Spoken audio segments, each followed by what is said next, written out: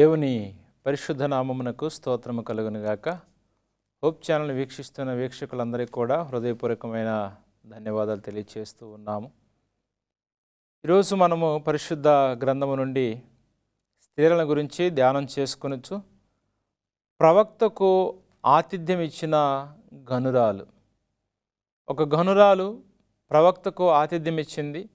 ఆ తర్వాత ఏం జరిగిందనే విషయాల్ని బైబిలు గ్రంథము ద్వారా మనము క్షుణ్ణంగా నేర్చుకున్నాం. చిన్న ప్రార్థన చేసుకుందాం. మహాపరిశుద్ధుడా, ప్రేమ నమ్మకం కలిగిన మా తండ్రి, మీ పరిశుద్ధ ఘనమైన శ్రేష్టమైన నామమును బట్టి ప్రభువా మీకు స్తోత్రములు. మీ కృప చొప్పుననైనా ఈ దినమందున తండ్రి మీ పరిశుద్ధ గ్రంథము నుండి స్త్రీలను బట్టి మేము ధ్యానం చేసుకునుచున్నాం. ఈ దినమునైనా నీ బిడ్డలతో మీరు మాట్లాడండి. మీ మాటలు ప్రభువా వినగలిగి గ్రహింపు కలిగి మీ జ్ఞానము చొప్పుననైనా మీకు సాక్షిగా జీవించే ధన్యతను దయచేయమని యేసు నామమును బట్టి ప్రార్థిస్తూ ఉన్నాము తండ్రి, ఆమేన్. పరిశుద్ధ గ్రంథములో మరి యొక్క స్త్రీ అనగా ప్రవక్తకు ఆతిథ్యం ఇచ్చిన గనురాలు.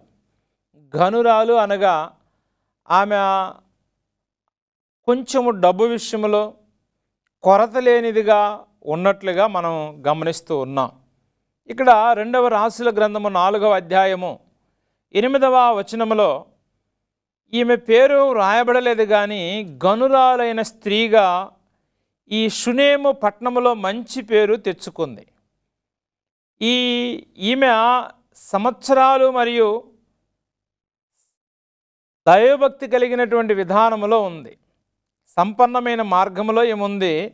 ఈమెకి సంతానం లేకపోవట కొంత కొరతగా ఉన్నప్పటికీ దైవ సేవకులకి ఆతిథ్యం ఇచ్చే విధానములోను, మంచి సత్కార్యం చేసే విధానములోనూ మంచి మనసు కలిగిన వ్యక్తిగా ఈమె ఉంది. అయితే ఈ ప్రసంగంలో మనం షునేమీరాలు గనురాలనిగా పిలువబడటానికి కారణము మనము ధ్యానం చేసుకుందాం. మొట్టమొదటిగా ఈమెలో ఉన్న మంచి గుణం ఏంటంటే ఆతిథ్యం ఇచ్చే మంచి మనసున్న షునేమీరాలు. ఎలీషా ప్రవక్త ఆ మార్గాన వచ్చినప్పుడల్లా ఆమె తన భోజనమునకు రమ్మని ఆహ్వానించేది. ప్రవక్తతో పాటు ఆయన శిష్యులు కూడా ఉంటారు. అయినా కష్టమైన తలంచక దైవభక్తి గల దైవజనులు ఏ వేళ వచ్చినా వడ్డించి వారికి తృప్తిగా పెడుతూ ఉండేది. దీన్ని బట్టి మనం జ్ఞాపకం చేసుకున్నట్లయితే ఆమెకు ఎంతటి పరిచర్య చేసే మనసుందో గ్రహించాలి. పరిశుద్ధ గ్రంథంలో హెబ్రీయులకు రాసిన పత్రిక 3:1 చెప్తూ ఉన్నాడు, ఆతిథ్యము చేయుట మరువకుడి. అంటే ఎదుటివారికి ఆతిథ్యము చేసే విధానంలో నీవు మరవద్దు. ఒక్కొక్కసారి తెలియకయే నువ్వు దేవదూతలకి ఆతిథ్యం ఇస్తున్నావన్న విషయాన్ని గ్రహించాలని బైబిల్ మనకు తెలియచేస్తున్నారు. ఎందుకంటే ఇరుగు పొరుగు వారికి లేకపోతే తెలియని వారికి ఏ స్థితిలో ఎలాంటి మనుషులు ఉన్నారో అలాంటి వారికి నువ్వేం చేయాలంట, ఆతిథ్యాన్ని నువ్వు ఇవ్వాలి. ఇక్కడ ఆ మార్గాన వెళ్ళుచున్నటువంటి దైవజనుని బట్టి ఈ గనురాలు షునేమీరాలు అక్కడ ఆతిథ్యం ఇవ్వటానికి సిద్ధముగా ఉంది. అందుకని పరిశుద్ధ గ్రంథంలో కూడా మార్కు సువార్త 9:41 నా పేరిట మీకు గిన్నెడు చన్నీళ్ళు ఇచ్చిన వారికి ప్రతిఫలము కలుగుతుంది. కాబట్టి ఇక్కడ ఈమె ఇంతటి సత్కార విషయంలో, దాతృత్వ విషయంలో, పరిచర్య విషయంలో చాలా నమ్మకంగా ఉన్నట్లు మనము గ్రహిస్తూ ఉన్నాం.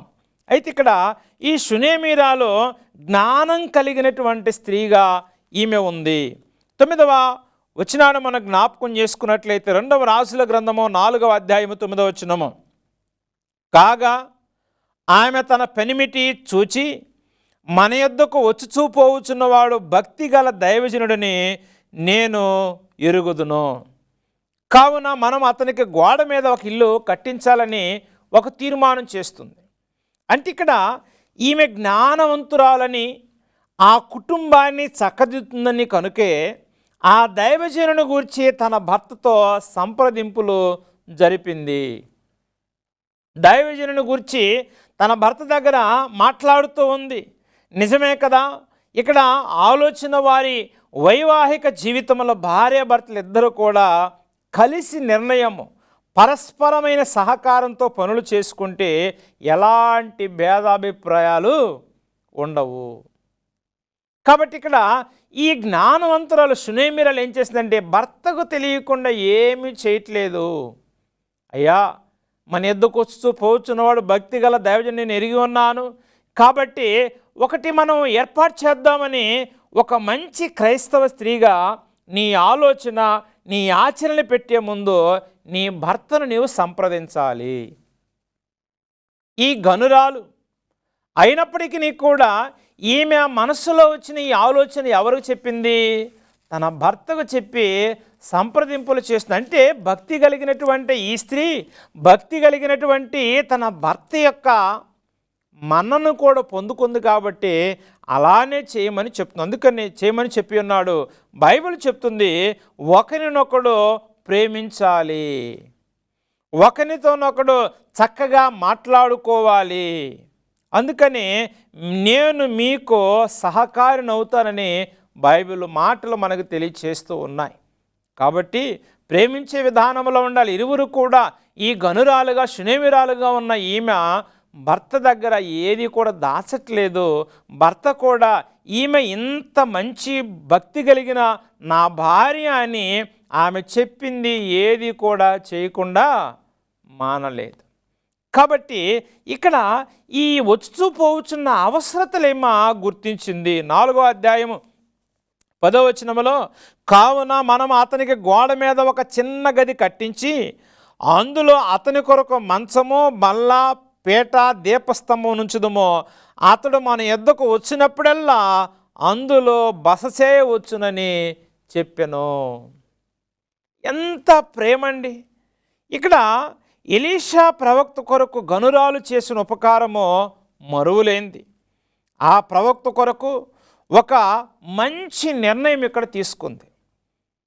ఒక చిన్న గది గోడ మీద కట్టించి అందులో మంచము, బల్ల, పీట, దీపస్తంభము అమర్చి ఉంది. అవును, ఎందుకంటే తన ప్రయాణాల్లో ఆ నగరానికి వచ్చున్నప్పుడు ఎల్లప్పుడూ కూడా ఆ గదిలో ఆయన బస చేయాలని ఆమె నిర్ణయించింది.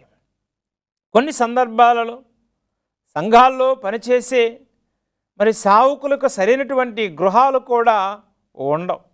అందుకనే ఈ దైవభక్తి కలిగినటువంటి ఈ స్త్రీ ఈమె ఇప్పుడు ఏం చేస్తుందంటే ఈ వచ్చుతూ వెళుచున్న ఈయన ఎక్కడుంటాడు, ఈయనకు ప్రత్యేకంగా ఒక స్థలము ఉండాలి బస చేయటానికి, విశ్రాంతి తీసుకోవడానికని ఆలోచన చేసి మంచి నిర్ణయం తీసుకుంది. అందుకని ఈ మంచము దేనికి? విశ్రాంతికి సాదృశ్యముగా ఉన్నది.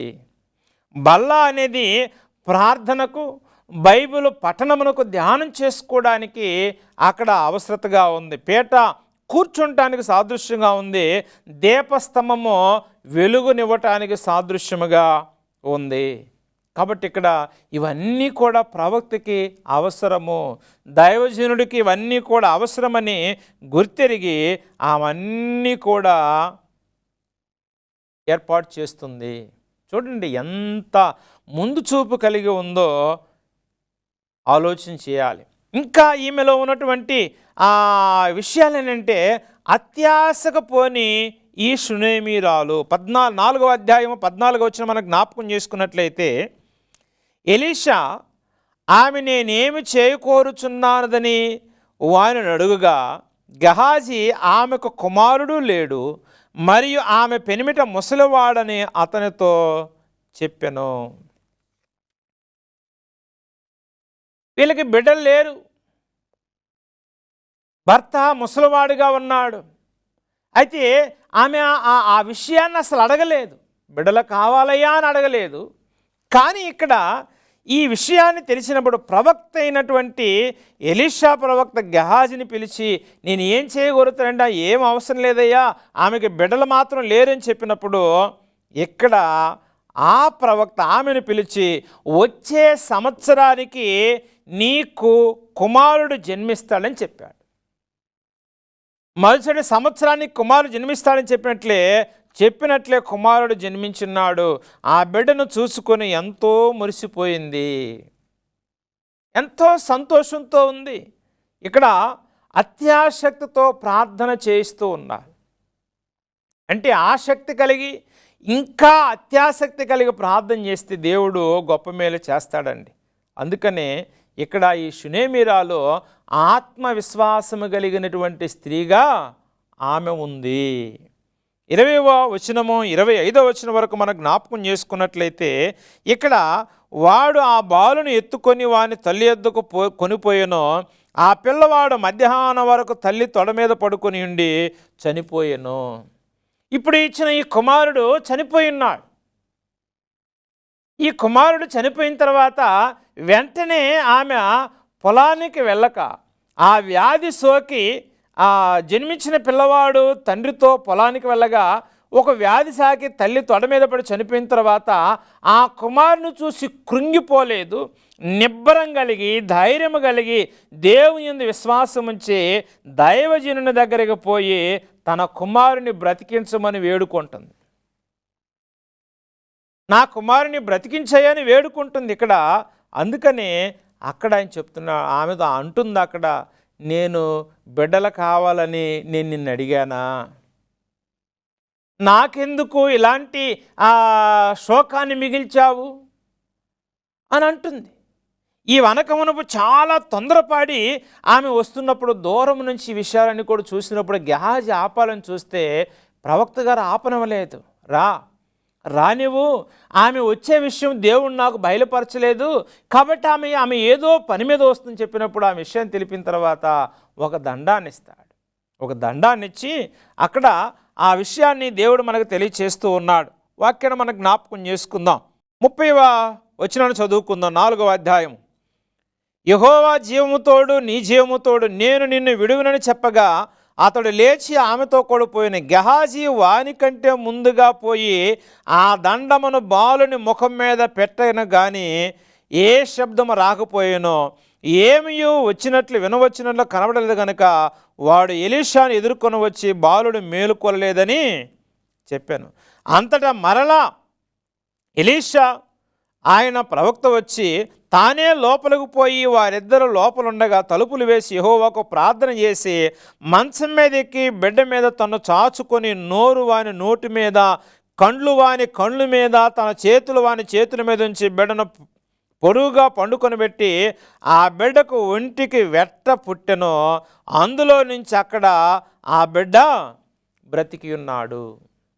కాబట్టి ఇక్కడ దేవుని యొక్క కృపను బట్టి ఈ ప్రవక్త అయిన ఎలీషా వెళ్ళి ప్రార్థన చేయగానే ఆ బిడ్డ 7 మార్లు తుమ్మి కళ్ళు తెరచి చనిపోయి తిరిగి మరలా బ్రతికినాడు. అవును, ఇప్పుడు షునేమీరాల యొక్క విశ్వాసం ఆమె జీవితంలో ఎంత గొప్ప విజయాన్ని అందించిందో మనం జ్ఞాపకం చేసుకోవాలి. అటువంటి విశ్వాసము నీవు కలిగి ఉన్నావా? అటువంటి విశ్వాసము నీవు కలిగి ఉన్నావేమో జ్ఞాపకం చేసుకోవాలి. ఎందుకంటే యోహాను సువార్త 20వ అధ్యాయం 27వ వచనములో అవిశ్వాసివి కాక విశ్వాసివై ఉండుము. ఏదైతే దేవుని దగ్గర నువ్వు పొందుకున్నావో, ఏదైతే దేవుని దగ్గర నువ్వు ప్రార్థన చేస్తున్నావో, ఏ యొక్క కార్యమును బట్టి దేవుని దగ్గర నీవు వేడుకుంటూ ఉన్నావో ప్రభు చెప్తున్నాడు, అవిశ్వాసివి కాక విశ్వాసముంచు. ఈ షునేమీరాలు దేవుడిచ్చిన ఈ బిడ్డను బట్టి పరిగెత్తుకుంటూ వెళ్ళి ప్రవక్త దగ్గర వెళ్ళింది. ఎప్పుడైతే ఈ ప్రవక్త దగ్గరికి వెళ్ళిందో దేవుని యొక్క మహాకృపను బట్టి ఆ కుమారుడు బ్రతికించబడి ఉన్నాడు. అందుకని ఆతిథ్యము ఈమె ఇవ్వటాన్ని బట్టి గర్భఫలం పొందుకుంది. ఒక చిన్న సమస్య ద్వారా, వ్యాధి చోకటము ద్వారా ఆ బిడ్డ చనిపోయినప్పుడు ఆ బిడ్డను కూడా దేవుని యొక్క కృప ద్వారా రక్షించుకుంది.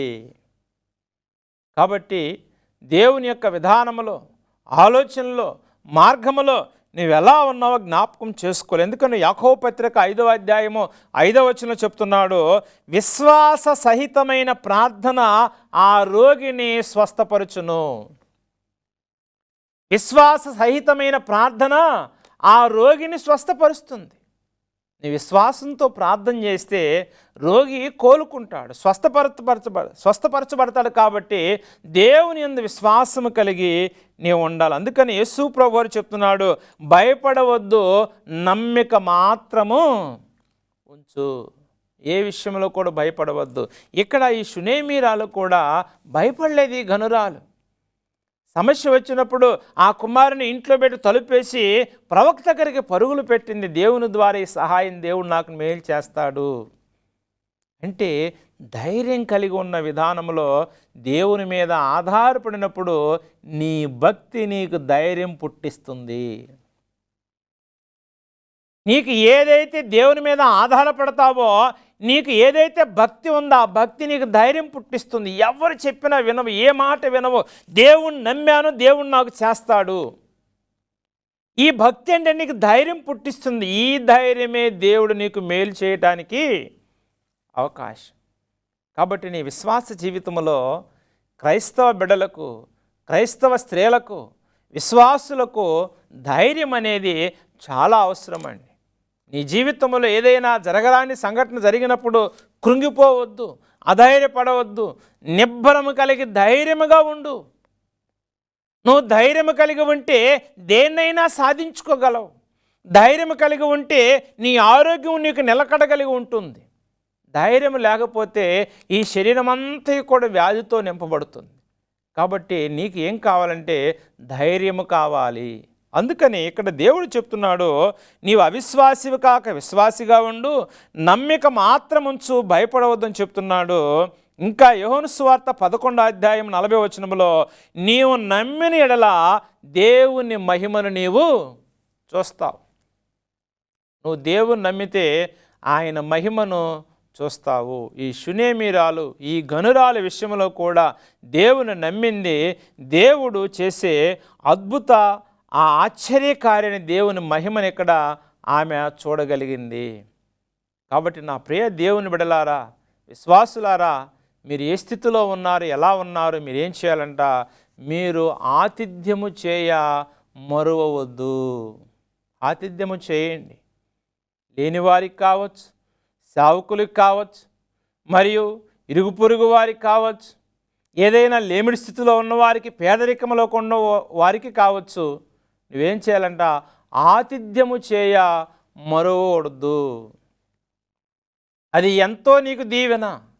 ఆతిథ్యం అనేది ఎంతో నీకు ఆశీర్వాదం. అది కాబట్టి నువ్వు ఆతిథ్యము చేయటానికి నువ్వు ప్రయాసపడాలి, పరుగులు పెట్టాలి.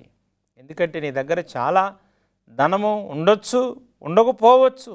నీ ధనము ఉన్నప్పటికీ కూడా నువ్వు దేవుని యొక్క బిడలకు కానీ పేదవారికి కానీ ఆతిథ్యం ఇవ్వకుండా ఉన్నట్లయితే ఎలా నీకు ప్రతిఫలం వస్తుంది, ఎలా నీకు మేలు జరుగుతుంది? ఎప్పుడు కూడా నీది నీ దగ్గరే ఉంచుకున్నట్లయితే దేవుడు నీకు ఇచ్చిన ఆశీర్వాదం నీవే అనుభవించినట్లయితే నీకు మేలు రాదు. తిరిగి ఏరో వాళ్ళకి ఏదో కూడా నువ్వు ఒక మేలు చేయాలి, ఆశీర్వాదం ఇవ్వాలి. నీకు దేవుడిచ్చిన ఆశీర్వాదాన్ని, నీ ఆశీర్వాదాన్ని ఇతరులతో పంచుకోవాలి. అప్పుడే నీకు మేలు జరుగుతుంది. ఈ గనురాలికి చాలా ఉంది, ఆస్తి ఉంది, ఐశ్వర్యం ఉంది, కానీ బిడ్డలు లేరు. అడగకుండానే దేవుడు మరుసటి సంవత్సరానికి దేవుడు ఈ కవిగటి కుమారుడు అంటానంటే అలాగనే ఉన్నాడు. కొన్ని సమస్యల వల్ల ఆ కుమారుడికి వ్యాధి వస్తే ధైర్యం కలిగి ఉంది కాబట్టి విశ్వాసముతో ఆ కుమారుని కూడా కాపాడుకోగలిగింది. అందుకని ప్రియమైన దేవుని బిడ్డలారా, యేసు ప్రభువారు రెండవ రాకడతో అతి సమీపముగా రానున్నాడు.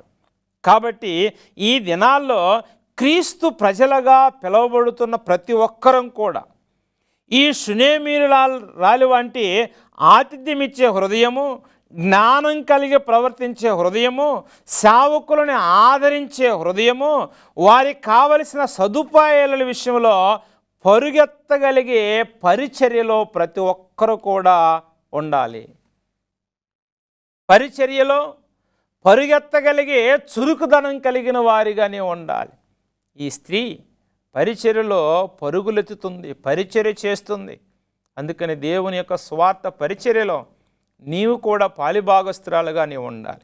ఏదో నీ పన్ను చేసుకోవటం, దేవుని యొక్క ఆశీర్వాదాన్ని పొందుకోవటం, నీ పనుల్లో, నీ ఉద్యోగాల్లో, నీ వ్యాపారాల్లో ఇంత మాత్రమే కాదు, కానీ దేవుని యొక్క రెండవ రాకడ కొరకు పరిచర్య భాగంలో నీవు కూడా ఒక భాగస్తురాలుగా నీవు ఉండాలి.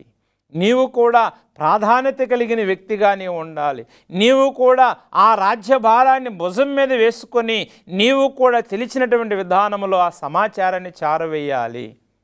అందుకని నీ విశ్వాస జీవితంలో ఒక స్త్రీలుగా నీవు ఉన్నప్పుడు ఎలాగా నీవు ఉండాలో, ఏ స్థితిలో నీవు ఉండాలో, ఈ పరిచర్య చేసే విధానంలో, ఆశీర్వదించబడే విధానంలో, మేలు కలిగించే మార్గం విధానంలో నీవు ఉండాలి అని ఈరోజు పరిశుద్ధ బైబిల్ గ్రంథము ద్వారా దేవుడు నీకు తెలియచేస్తూ ఉన్నాడు.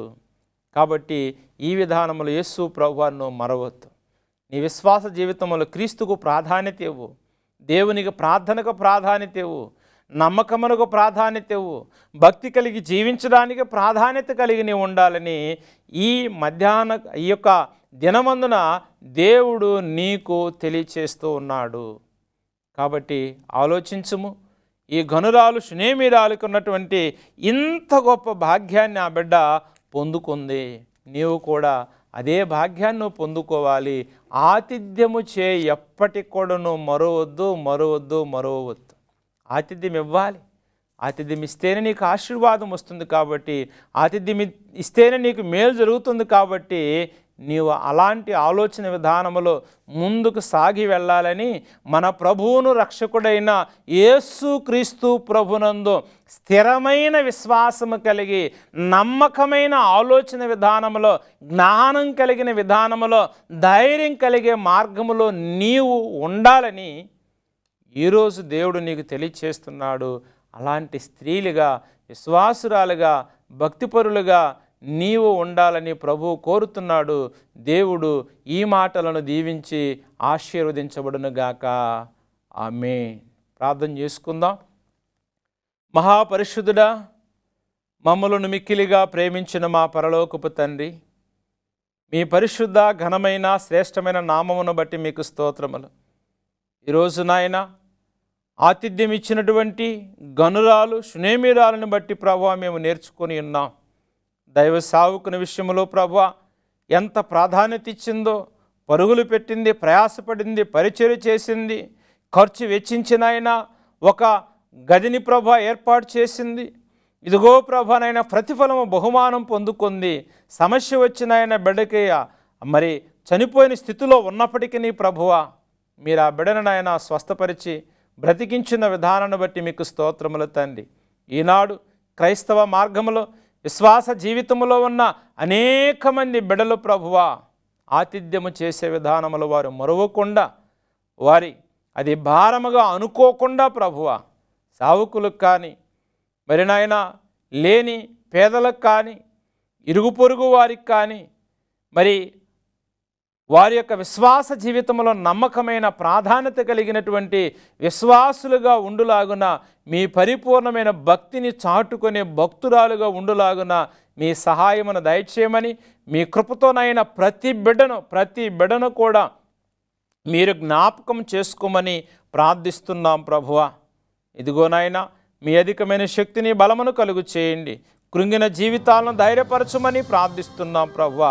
ధైర్యమును జ్ఞానమును అనుగ్రహించమని, మీ కృపలో జ్ఞాపకం చేసుకోమని నజరుడైన యేసు నామమును బట్టి ప్రార్థిస్తూ ఉన్నాము తండ్రి. ఆమేన్.